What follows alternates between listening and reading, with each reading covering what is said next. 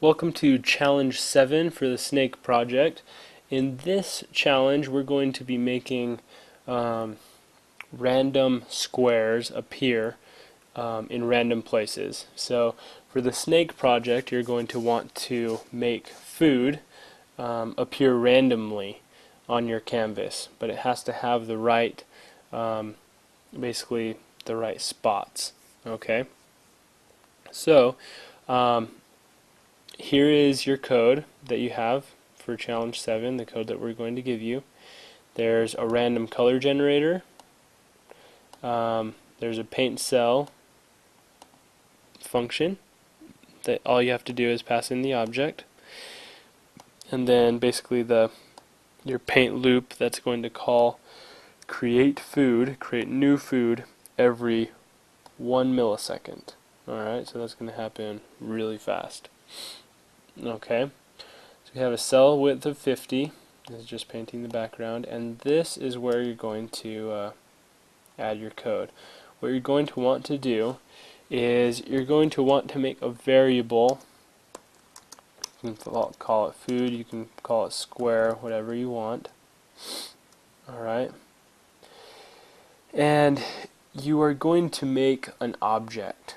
Alright, so remember that is the syntax for an object, and in this object you're going to want to put an x and a y coordinate like all of our other objects have so far, and you're going to be using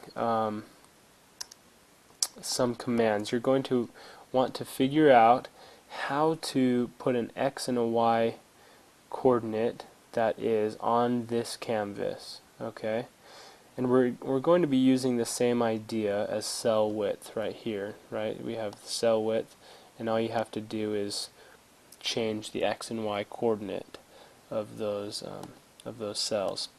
So what you're going to use is math.random. Okay, and that will get you some random numbers, but you're going to have to figure out what numbers or what numbers are going to be inside of your canvas. All right, so let's point you in the right direction. Math.random for JavaScript. And here is the documentation in the Mozilla Developer Network. Okay, so I recommend coming here, looking up math.random. The other thing you're going to want to look up is math.round. Okay, the math.round function. And it should be right there.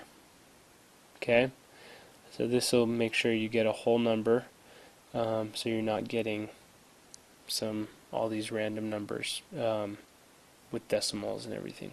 Okay, so these are the two real lessons for this challenge that you're going to need. So looking at our code, this is what the challenge looks like before you're going to start generating all these squares. We just give you these different colors and things like that. Oh, one last thing is the variable square. It's going to need an x,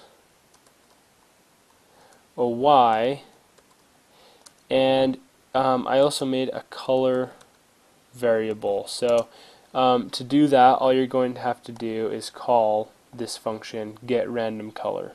Okay, and that is going to generate your random color for you. This is a random color generator.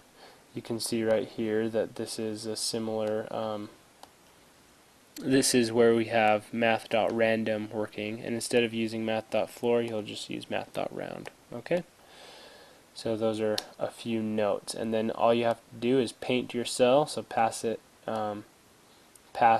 the object or your new food into this paint cell function, like so. So paint, whatever you called it, square. Alright, so let's give you an idea of what this looks like when you'll be done. Right here we have the blank one, and this is what it's going to look like when you're done. Okay, so it starts from a blank canvas, and then it starts generating all these random squares in random places with random colors as well. Okay, so that is challenge 7. In the next video we're going to explain a little bit about how we implemented this and how to get those squares landing in the right spots. Alright, good luck.